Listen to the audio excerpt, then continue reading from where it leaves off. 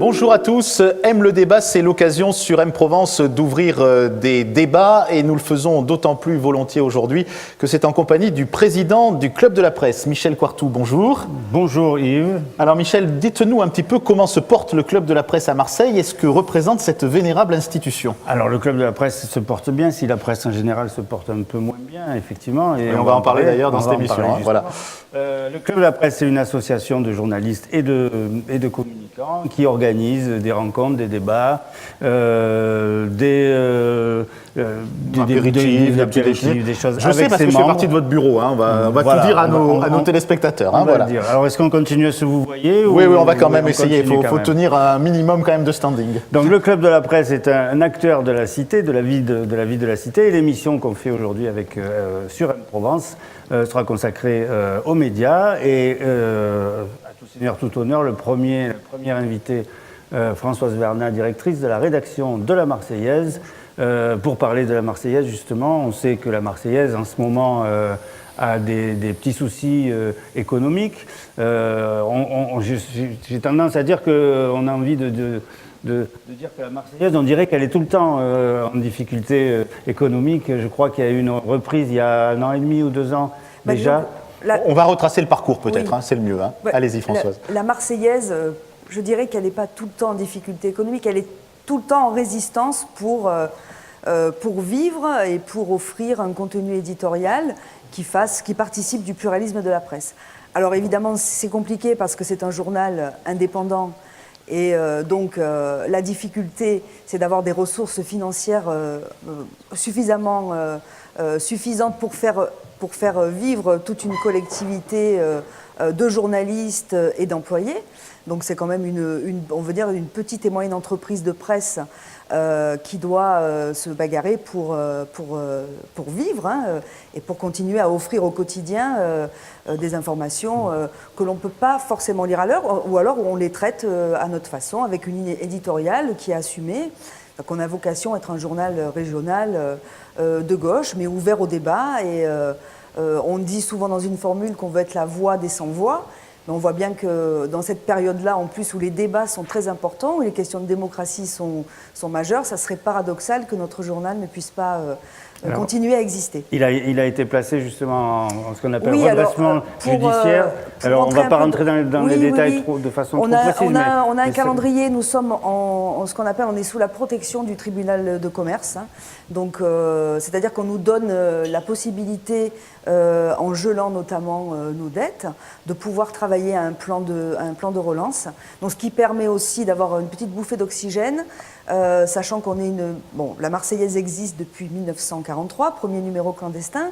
45, elle est prise, le petit Marseillais est pris les armes à la main par les résistants et la Marseillaise est toujours clandestine d'or. Donc c'est un monument de la presse, mais c'est pas un monument qui doit être momifié. On va voir d'ailleurs des images parce qu'on a organisé des événements chez vous, donc on va voir défiler des images. Oui, c'était un débat que nous avions fait pour le cinquantenaire du Club de la Presse. Absolument, c'est ça. Le Club de la Presse avait invité chez vous, donc dans ce qu'on appelle l'Agora. L'Agora des Galériens. Des Galériens. Voilà, c'est l'ancienne imprimerie. Nous avons eu l'imprimerie pendant très longtemps à la Marseillaise. Il y avait la rédaction et les bureaux au-dessus et l'imprimerie en dessous.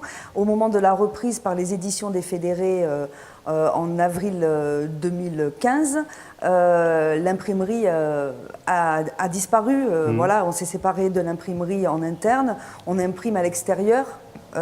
Et en revanche, c'est un lieu emblématique dont on n'a pas voulu évidemment se séparer et qui pour nous a vocation à devenir un lieu de débat, d'échange, d'exposition qui est extrêmement bien placé et qui est ouvert justement à toutes les expressions. Et ce débat du Club de la Presse, et puis on espère faire un débat aussi pour les élections. On accueille des expositions, des événements culturels. Et l'Agora des Galériens, pourquoi Agora? Parce que justement c'est une Agora et des Galériens en référence à l'histoire, à notre histoire de France et de Marseille, où l'arsenal des galères, c'était là que se retrouvaient les Galériens, voilà, sous Louis XIV et Louis XV, étaient... Construisait les galères royales. Ouais, voilà, tout à fait. Voilà. D'où le nom du restaurant juste à côté, d'ailleurs, les Arsenaux. Exactement, exactement. On est dans un lieu historique, emblématique, mais, que je disais, on ne veut pas faire partie du passé, être un musée où là était la Marseillaise, mais là est la Marseillaise. Alors l'avenir justement de la Marseillaise, vous parliez d'un plan de relance, vous êtes en train de le mettre en place. Oui, tout à fait. Tout le monde y travaille. Ça se déroule comment et comment nos auditeurs vont pouvoir vous aider éventuellement? Bien, le meilleur moyen d'aider un journal, d'aider un média, c'est de le lire, c'est de l'acheter, c'est de s'abonner, c'est de le découvrir. Moi, j'invite celles et ceux qui n'ont pas encore découvert ou ouvert la Marseillaise d'aller jeter un œil, un regard sur nos contenus. Parce que, évidemment, je pense que la Marseillaise apporte un regard nécessaire aujourd'hui. On ne se sent pas du tout en concurrence avec d'autres journaux régionaux et le journal régional qui est, pour ne pas le citer, mais nos confrères, on dit confrères, on dit consoeurs, on ne dit pas concurrents, parce que je pense qu'on ne peut pas être pour le pluralisme. Mais deux voix différentes, c'est pas énorme. C'est bien qu'il y en ait deux. C'est bien, c'est pas énorme, mais quand on voit le paysage des médias aujourd'hui dans notre pays, on peut avoir une diversité de titres, mais pas forcément une diversité de lignes éditoriales ou de propriétaires qui font que on a la presse régionale qui est quand même très dynamique, elle a besoin d'être diverse pour justement l'information, c'est pour nous, enfin pour moi, je pense que vous partagez, c'est pas une marchandise, c'est un droit citoyen. Et donc on est une entreprise, oui, et donc on est en but aux difficultés économiques, mais on a aussi une mission citoyenne. Et le journaliste a une mission citoyenne.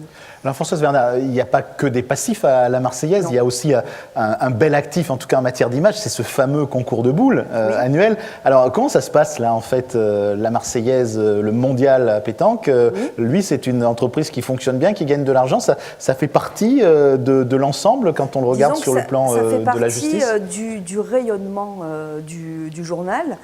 Qui a des événements, qui organise des événements, que ce soit le Grand Prix cycliste, la Marseillaise, qui est le prélude de la grande saison cycliste professionnelle.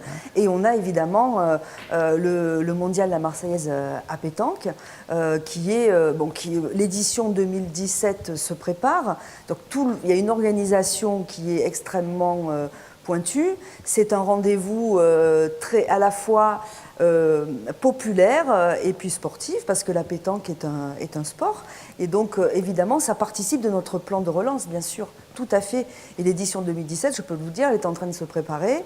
Et on travaille avec nos partenaires et les salariés du journal aussi, qui, sur le plan organisationnel et rédactionnel, préparent ça activement aussi. Premier week-end de juillet. Hein, tout à fait. Voilà. Une question que j'entends souvent, moi, c'est pourquoi on trouve la Provence dans quasiment tous les bars de Marseille et on ne voit pas la Marseillaise? Alors, c'est la difficulté, c'est d'implanter le journal là où il n'est pas forcément accessible. Il y a certains cafés, certains bars qui la proposent, mais c'est vrai que dans notre plan de relance, il est essentiel de travailler sur l'amélioration de la diffusion du titre, que ça soit dans des endroits comme vous dites publics, de vie sociale. Le café est une vie sociale, mais d'autres lieux aussi. Je pense, dans les professionnels de la presse savent ce qu'est la vente au tiers, par exemple, mais c'est la mise à disposition dans des lieux où le journal ne rentre pas forcément, d'un certain nombre d'exemplaires pour justement porter à connaissance des contenus, et ça participe aussi à la diffusion, et on sait que les chiffres de diffusion sont importants aussi pour la viabilité d'un titre. Voilà. Aujourd'hui, vous allez vers quel type de clientèle? Parce qu'on dit les jeunes lisent moins la presse, vous n'avez pas de formule digitale ou de formule internet? Ça fait partie aussi, c'est une très bonne question ça, parce qu'il faut absolument qu'on développe notre stratégie digitale, parce que je ne pense pas qu'on lise moins, mais je pense qu'on lit différemment. Je pense qu'il y a des supports différents, et on le voit dans nos pratiques personnelles et quotidiennes. On a des smartphones, on a des tablettes, on aime aussi le papier, donc le papier a de l'avenir, mais il y a aussi une diversité, il faut donner accès aussi et imaginer des traitements de l'information aussi, des écritures journalistiques qui correspondent aussi à ces nouveaux supports. La révolution dans la presse a été... c'est un des secteurs qui a évolué extrêmement vite les 25 dernières années, voire le demi-siècle. On est passé du plomb à l'informatique, les métiers ont été bouleversés. Et l'arrivée du numérique et du web bouleverse les pratiques aussi journalistiques et de lecture. Et c'est vrai que quel que soit, que ce soit la Marseillaise ou notre support, le développement de l'offre numérique est extrêmement important aussi à appréhender et à anticiper. Alors Michel, comment vous faites ce type de réflexion au sein du club de la presse? Parce que bon, il y a la Marseillaise, mais vous l'avez dit, la presse est quand même globalement en crise. Comment vous analysez aujourd'hui cette évolution, à la fois du lectorat, du fait qu'on avait des journaux qui étaient appelés des journaux d'opinion, qu'ils sont peut-être un petit peu moins maintenant? Quelle est la vision du club de la presse sur ce paysage local? La vision, elle rejoint celle de Françoise Vernat, c'est-à-dire que les gens, effectivement, ont changé leurs habitudes de lecture. Ils lisent pas les journaux sur le papier ou moins qu'avant, et donc le tout c'est une question d'adaptation. Alors il y en a qui arrivent à s'adapter moins vite que d'autres ou plus vite que d'autres. C'est aussi un changement dans le fond, dans les pratiques du métier, parce que sur Internet, sur les réseaux sociaux, sur le net en général, l'information elle est rapide, elle est fragmentée, elle est quelquefois même fausse sur les réseaux sociaux. Et donc on voit se profiler une nouvelle génération, je dirais, de journalistes, puisque c'est comme ça qu'il faut les appeler, de gens qui vont être de façon plus précise au cœur de la recherche de la vraie information, de la vérification de l'information, et c'est ça la vraie mutation dans nos métiers. Oui. Mais des journaux comme la Marseillaise sont au cœur de cette problématique-là, puisqu'ils existent depuis un demi-siècle, plus de 70 ans, et donc ils ont une pratique journalistique déjà qui est vieille et qui est ancienne et qui est ancrée. De nouvelles générations. Et qui est ancrée. Non, mais la pratique, oui, la pratique est ancrée. Et donc ça va permettre justement à des journaux comme ça, à des structures de ce type-là, de s'installer de façon crédible et fiable sur le net. C'est combien de salariés aujourd'hui, la Marseillaise? 117, combien d'exemplaires vendus, si on doit donner quelques chiffres? 117 salariés et puis dans les 20 000 exemplaires vendus. Voilà. D'accord. Et aujourd'hui, vous voyez comment, en fait, l'avenir? Qu'est-ce qui serait bien pour la Marseillaise? Qu'est-ce que vous attendez des mois qui viennent? On dit quoi aux gens? Qu'est-ce qu'il faut faire? Bon, je l'ai dit tout à l'heure, il faut acheter le journal. Le levier lecteur et abonné est quand même extrêmement important. C'est-à-dire qu'il faut lire le journal, il faut l'acheter. Pour l'acheter, il faut le trouver, c'est vrai. Donc il y a tout ce travail sur la diffusion sur lequel nous allons travailler. Il faut s'abonner. Moi, j'invite à le découvrir pour ceux qui ne le connaissent pas encore ou qui en lisent juste des bribes parce qu'on leur passe un article. Mais voilà, je pense qu'il faut lire la presse en général et la Marseillaise en particulier pour ce qui me concerne. Donc lisez la Marseillaise, elle n'est pas toxique. Pas du tout, au contraire. Merci d'avoir été notre invité, Françoise Vernat. Merci Michel Quartou. Merci. On vous retrouvera régulièrement pour d'autres débats animés par le Club de la Presse. Et on peut acheter la Marseillaise. On peut aussi adhérer au Club de la Presse quand on est communicant ou quand on est journaliste. Tout à fait, on en reparlera. Merci. Merci. À très bientôt. Merci.